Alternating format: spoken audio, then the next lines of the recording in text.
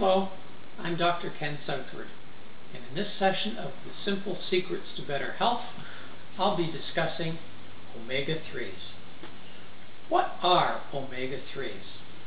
Omega-3s are polyunsaturated fatty acids that help our body manage inflammation. Let me explain.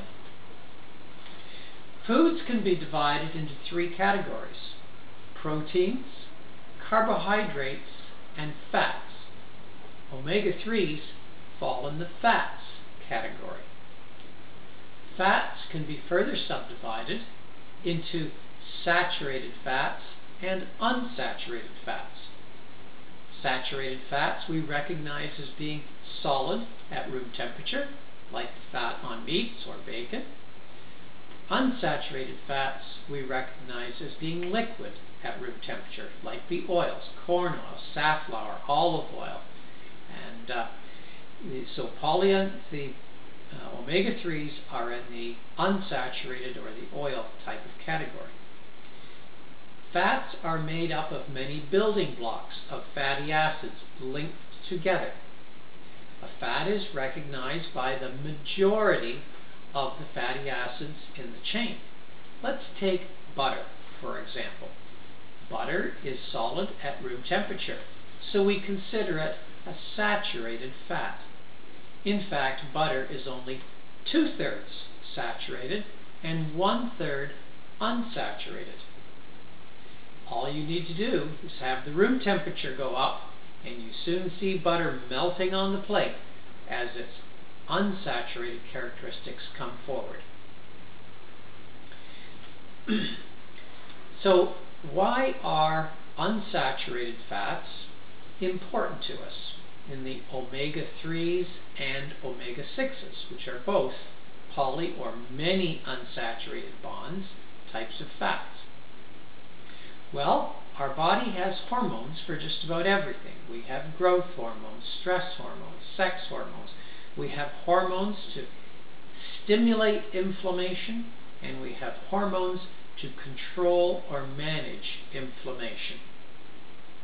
Omega-6 fatty acids are the type that build hormones that increase or stimulate inflammation. Omega-3 fatty acids are the type that build hormones that help control or manage inflammation. Why is this important in today's diet? Well, the North American diet is loaded with omega-6 fatty acids. The proper combination or ratio of omega-6 to omega-3 for optimum health is 2:1. 2 omega-6 to 1 omega-3. I remember it by 6 being twice as much as 3. However, some of the oils that we have in some of our fried foods and things, the ratio gets up to 20:1. So you can see there's much more stimulation of inflammation than there is the resources to manage it. Think of it like a campfire. If we have wood, like the omega-6s, to stimulate the fire, and water, like the omega-3s, to control it. If we get too much wood, we can add water to control the fire. If we keep adding wood and we don't have enough water, our campfire soon becomes a bonfire and then becomes a forest fire. At that point in our bodies, when inflammation starts to run unchecked, we start to show symptoms of inflammatory diseases. Diseases like cardiovascular disease, periodontal disease, arthritis, the effects of diabetes, and some cancers. So, when we say that omega-3s are polyunsaturated fatty acids that help our body manage inflammation, you now know what we mean by that. So what are our best dietary sources if we're going to balance that ratio? First of all, we have to think about, can we lower the omega-6s by reducing fats in our diet? Can we increase the omega-3s? Our best dietary sources of omega-3s in the vegetable world are flaxseed. So whenever you see, say, cookies in the grocery store that they say high in omega-3s, you can bet there's flax in that product. The best other source of omega-3s is fish oil.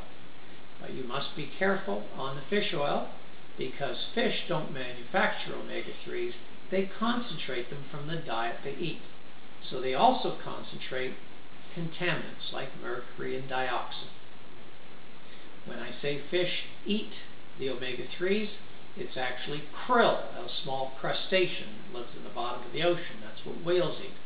That's the actual manufacturer of the omega-3. So if you wanted to go right to the source, then you would seek out a supplement of krill oil. You don't buy krill to eat them in the grocery store, but you would look for a krill oil supplement. So there you have it. Omega-3s are polyunsaturated fatty acids that help our body manage inflammation so that we don't end up with the penalties of inflammatory diseases like heart disease, periodontal disease, and cancer.